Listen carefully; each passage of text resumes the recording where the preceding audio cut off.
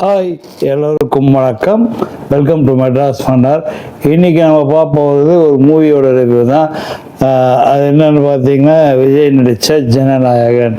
அந்த படத்தை பற்றி ரிவ்யூவான சத்தியமாக அது கிடையாது. என்னென்னு பார்த்தீங்கன்னா, அந்த படத்தை பற்றி சொல்ல போகிறேன். அந்த படம் ஃபுல் படமே லீக் ஆகிருக்கு. இப்போது அது பெரிய கான்ட்ரவர்சியாக இருக்குது. இதை என் ஃப்ரெண்டு ஆந்திராவில் இருக்கவர் கேட்டார், என்ன நீ பார்க்குறியா, நான் அனுப்புகிற லிங்க்குன்னா, தயவு செய்து அனுப்பாத லிங்க்கு. ஏன்னா நான் மனுஷன் கண்டிப்பாக டவுன்லோட் பண்ணிவிடுவேன், நான் பார்ப்பேன் கண்டிப்பாக. அதனால் நீ அனுப்பாத, எத்தனையோ பேரோட உழைப்பு இருக்காது, நம்ம வீணாகக்கூடாது. அதை போய் தேட்டருக்கு வந்ததுக்கப்புறமா நான் பார்த்துக்கிறேன்னு நான் சொல்லிட்டேன் நான்.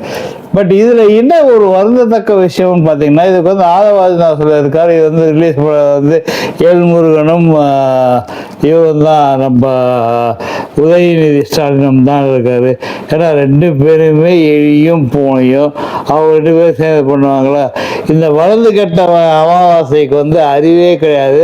இந்த அமாவாசை ஃபஸ்ட்டு படம் வராத காரணம் திமுக அண்ணா.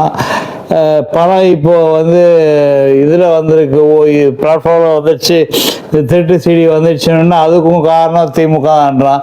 இன்னும் நினச்சி பேசுறேன்னு தெரியல. ஆக்சுவலாக விஜய் ஒரு 5 பேர் அவர் நெருங்க விடாமல் இருந்தால் தான் அவர் ஏதாவது சோபிக்க முடியும் இந்த எலெக்ஷனில். ஏதோ அட்லீஸ்ட் ஒரு 10 சீட்டு 15 சீட்டு அதை வின் பண்ண முடியும். விஜய் என்ன சொல்றாருன்னா, இந்த படம் வந்திருந்தா ஒரு பயங்கரமாக இருக்கும், ஒரு இம்பேக்ட் கிரியேட் பண்ணியிருக்கோம் அப்படி இப்படின்னு சொன்னார். அப்போ அப்படி சொன்னால் திமுக பண்ணாங்கன்னு இப்போ திமுக ரிலீஸ் பண்ணியிருக்கின்றாரு. உண்மையிலே பார்த்தா இதெல்லாம் பெனிஃபிட் ஆகுது யாருன்னு பார்த்தா விஜய் தான் பெனிஃபிட் ஆகுது. அதனால் ஏன் சந்தேகம் எல்லாமே விஜயும் அவங்க கட்சிக்காரங்க தான் இதை ரிலீஸ் பண்ணியிருக்கோம் ஆன்லைனில். அதுதான் ஏன் சந்தேகம். ஏன் கேட்குறீங்க, படம் பிரச்சார படம் தான் சொல்லி தான் நிறுத்திருக்காங்க சென்ட்ரல் போர்டு. அதனால் இது அவங்களுக்கு நல்ல ஒரு யூஸ்ஃபுல்லாக இருக்கும். இது பிரச்சாரம் எல்லாம் கேன்சல் பண்ணிட்டு இருக்காரு. என்னன்னு கேட்டால் அதுவாக தான் படம் கொடுத்தாரு, படத்துலலாம் பிரச்சாரம் இருக்குமேன்றது கணக்கு. சரி, இப்போ ஃப்ரெண்டு கிடைக்கிறேன். சரி, இப்போ என்னை படம் எப்படி இருக்குது, நல்லா இருக்கா நல்லா இல்லையான்னு அவன் சொன்னால், ஒரு தெலுங்கு படம் தமிழ் பேசுது, அவ்வளோதான். அதாவது பகவத் கேசரியே தான், நீ நான் பார்த்த பகவத் கேசரியே தான் கொஞ்சம் வெளிநாடு பார்ட் மட்டும் மாற்றிருக்காங்க, அவ்வளோதான். நான் சரி விட்டுட்டு இதுக்கு மேலே எதுவும் சொல்லாத, எப்படி நான் கண்டிப்பாக தேட்டரில் போய் பார்ப்பேன்.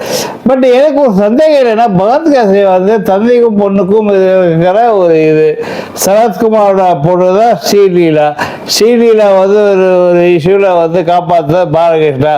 அதனால் சரத்குமார் இறந்து போகணுன்னா இவர் வளர்த்து அவர் இராணுவ அதிகாரி ஆக்கணுன்றதுக்காக போராட ரொம்ப பாசம் வச்சு அந்த குழந்தை மேலே அது திட்டாலும் வாங்கிப்பார், அடித்தாலும் வாங்கிப்பார், எல்லாமே பண்ணார் பாலகிருஷ்ணா. அந்த ரோல் எப்படி விஜய்க்கு சூட் ஆகும்? பாலகிருஷ்ணா பார்த்துட்டு ஃபஸ்ட்டு இவரை பார்க்க முடியாது, அது that is entirely different. Balakrishna ஒரு மாஸ் ஹீரோ.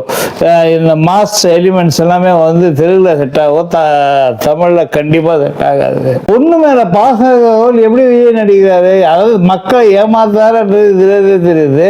ஆக்சுவலாக ஒரு பொண்ணுக்கு கொடுத்துருக்க படவே நான் கடன் தான் கொடுத்துருக்கேன்றாரு. யாரு? பொண்ணுக்கு, தன்னோட தான் பெத்த பொண்ணுக்கு கொடுத்துருக்க படம் கடனாக கொடுத்துருக்கேன்னு சொல்லி அவர் நான் சொல்லலைங்க, அவரே தான் அவரோட எலெக்ஷன் நாமினேஷன் போது அவர் போட்டு காமிச்சிருக்காரு. தன்னோட தந்தை, தாய் எல்லாருக்குமே மனைவி, மகன், மகள் இவங்களுக்கெல்லாம் பணம் கொடுத்துருக்காருன்னு. இது ரொம்ப வருத்தமாக இருக்குது. கண்டிப்பாக இது ஜனநாயகன் படம் தான். அதனால் நீங்கள்லாம் பெரிய கடவுளாக காணாதீங்க. படம் ஒரு 1000 கோடி அடிக்கூட அதெல்லாம் அடிக்காது. பகவத் கேசரி நான் தெலுங்கில் பார்த்துட்டேன். தட் இஸ் டிபிக்கல் தெலுங்கு படமும் அது தெலுங்கு ஆடியன்ஸ் பாலகிருஷ்ணா பண்ணால் தான் நல்லா இருக்கும். அது என்னதான் மாற்றிருந்தாலும் அது டெம்ப்ளேட், கதையோட டெம்ப்ளேட் அவ்வளோதான் பண்ண முடியும், அவ்வளோதான். அதை தவிர மற்றபடி வேறு ஒன்றும் இல்லை.